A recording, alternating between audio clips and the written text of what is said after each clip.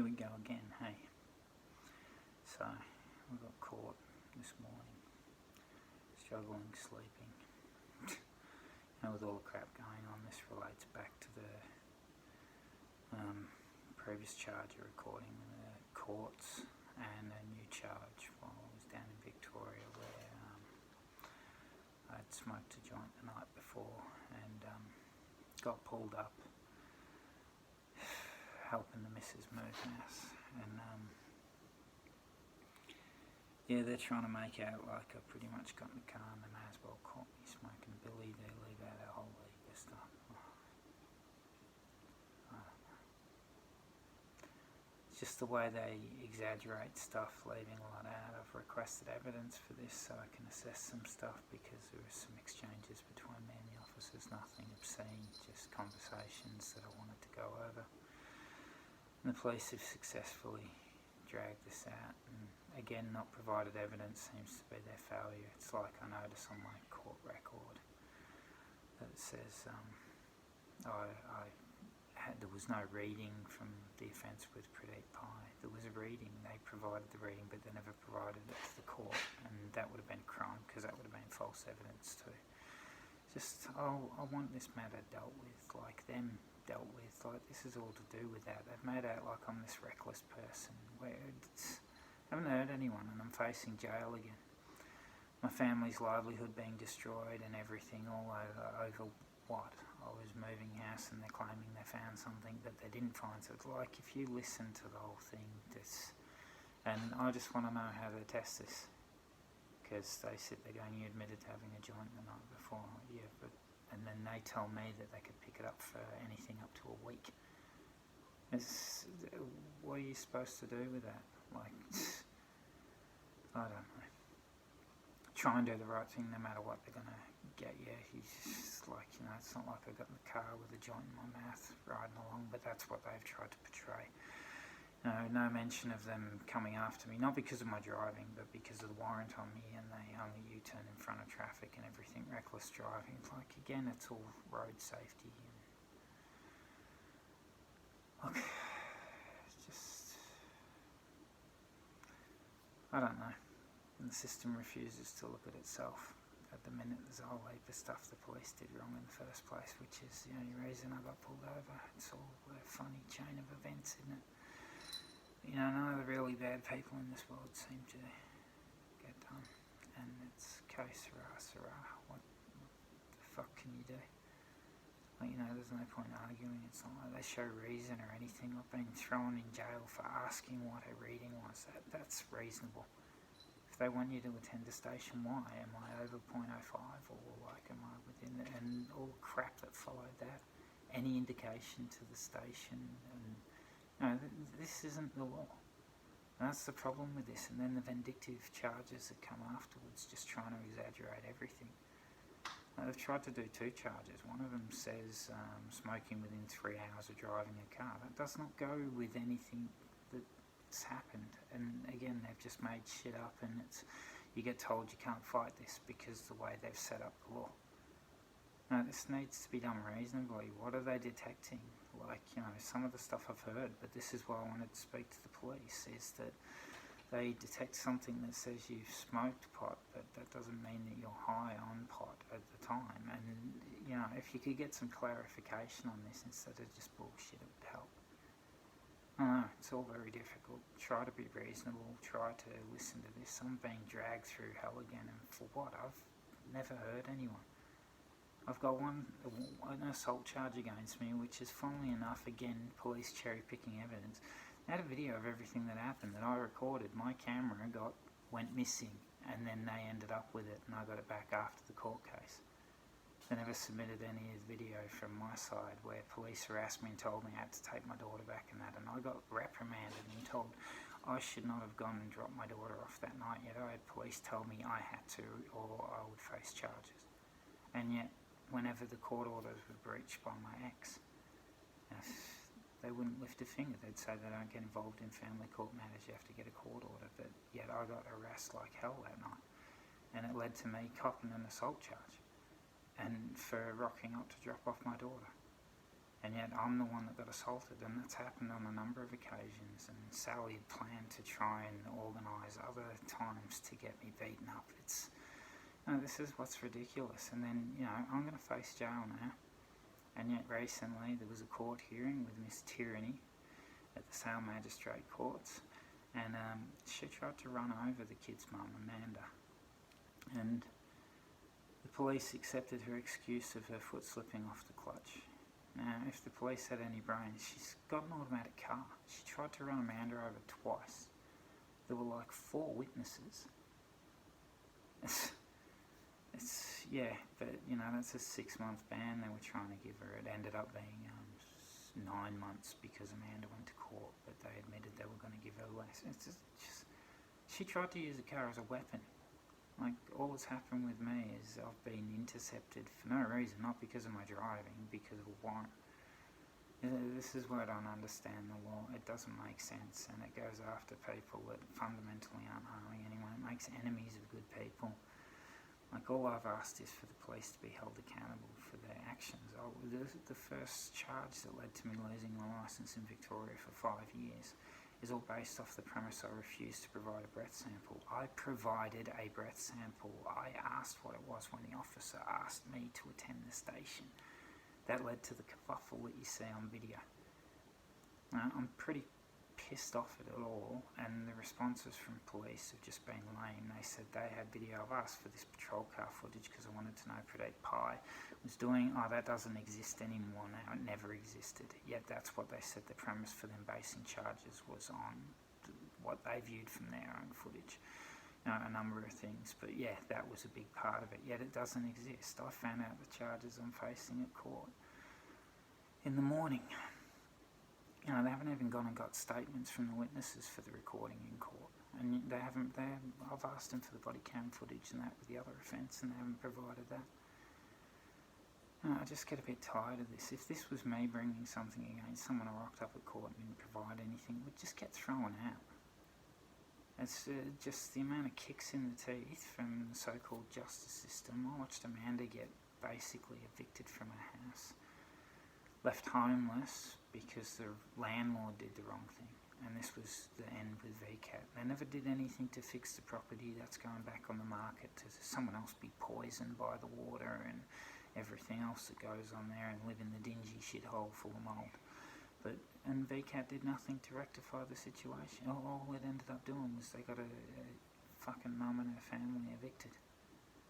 Like, at the worst possible time. It's just. These people that they claim are the high and mighty, the thinkers, I don't understand why it's wrong for me to try and keep a record of court proceedings on a day that was pretty crazy for me, trying to defend 3 separate cases, and yet, I'm being accused of trying to record the court for some malicious intent or something. No, it was to send it to IBAC because I'd notified the police of the false charges that proceeded, and a number of stuff that got raised at the court got ignored by the magistrate Tim Walsh on the day, which was wrong.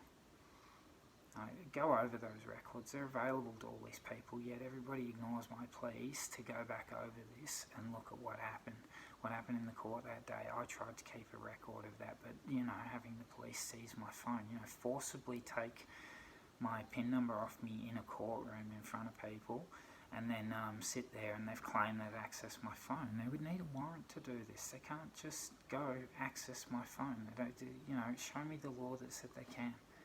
No, all of this, and they just ignore you, put you through process, round and round in circles. I don't have endless access to a computer to be able to sort of sit there and go through every bit of paperwork and every freedom of information request. And why, when you're involved in a case and it's you?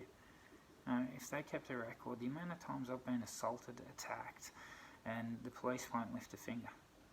They do nothing. They say it's a waste of their time or something like that. I got road raged. We're tying up police resources. If we go further, can we just give them a diversion order? Yeah, they'll pursue me to the ends of the earth for asking a question.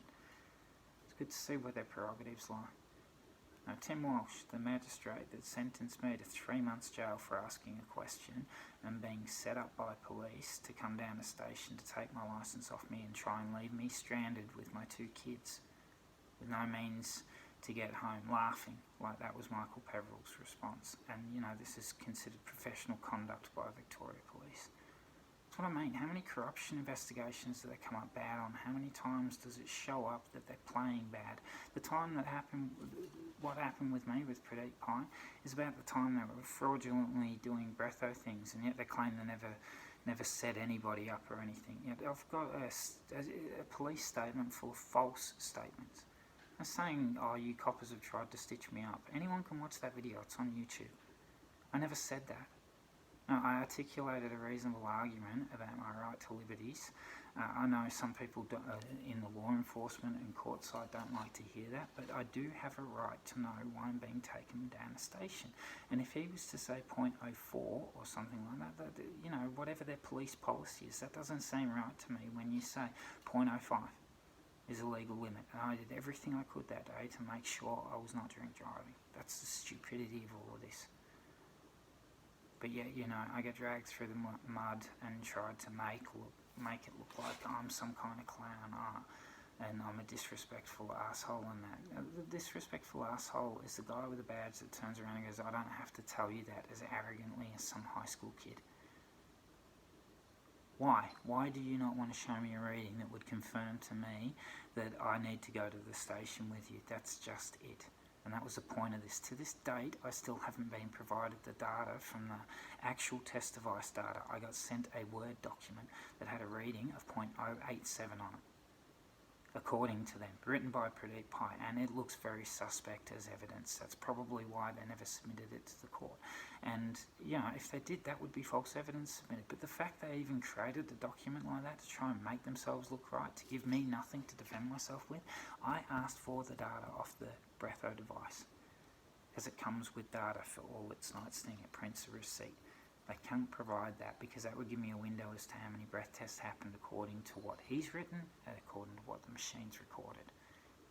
His word doesn't mean anything to me. This officer's lied repeatedly.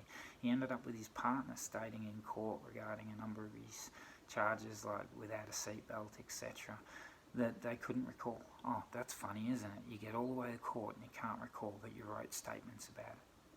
And the judge lets that fly, despite the fact I've raised the concern of false charges from the beginning, because the police prosecutor called it adding weight. That's Michael Cook, and you want to know why he was so quick to charge me for recording the court. No, this is wrong. Everything that's gone on is wrong. Not a bad person. I've tried to be good. I helped my community, everything like that, and you pull the rug out from me and leave me with nothing, and then try and make me look like scum every time you get near me. It's just ridiculous. You want to know why I left the state? Why can't the state just leave me alone? I've done no harm. You don't have any victims to pursue this on. Just let me live my life. Let my family continue on. Stop harassing people that have done nothing wrong. When you have your opportunity with someone like Sally, who comes into a court after trying to run someone over deliberately with nothing but excuses and rants, and you let them off with a slap on the wrist, right? Like, really? Sally's... Yeah, that's the problem with this world.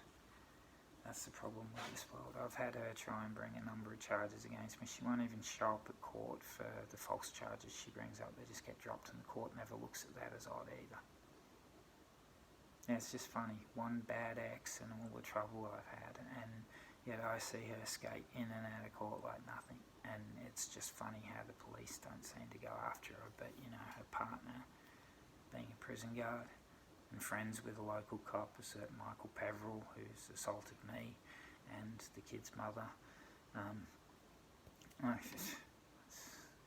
It's just a joke. I don't know, at the end of the day, I guess, like I said, sera. Whatever will be. I'm at the whims of people that just don't seem to want to listen to anything that makes sense. They just have their own narrative, continue it, but more and more people are starting to realise that. It's all about destroying us, trying to tear our hearts out. I got told by a guy the other day, they hate my kind of person because I ask questions. I'm smart, I'm dangerous. Like, I'm not smart, I just ask questions because, And we have a right to know where we stand in the law when things are happening. And, you know, after years of being bullied and just, if I was to go through the whole history, right, I've been dragged in for drunk and disorderly at Frankston Police Station despite blowing zero on a breatho just because the cop didn't like me when I turned around and said, remember, you work for us. You know, I guess pigs have good memories and they hold grudges, you know, and they wonder why I'm not a huge fan of them. Just the majority. I know there's still some good ones. I do know there's still some good ones, but they're not the majority and they're not the ones in charge, because the ones in charge don't give a shit. They should, because people are calling out and screaming. You should be trying to pay attention to people, but you try and write everyone off.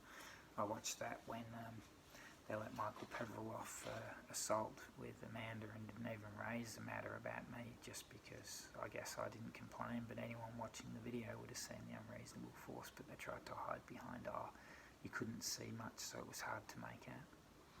I didn't resist and I got thrown on the lawn. Now, how come I got arrested by the other officer, Chris King, and I didn't need handcuffs or anything like Michael Peverill trying to drag me away in socks, seize my phone. The other guy trying to go through the phone, I can't remember his name, he tried to claim I hurt his pinky finger even though he never came near me, which... These are the people you've got wearing badges claiming that they're the law, right? Now, if you have a bunch of criminals and liars as cops, you've got a big problem. And, you know, they're going to push out all the good guys because the good guys get sick of it. And they can't put their hand up and do anything about it because, you know, the bad guys are in charge. No, be good. Let's see what comes in the morning. Not much I can do. I'm at the mercy of the system. Legal aid really won't do much as a minimum.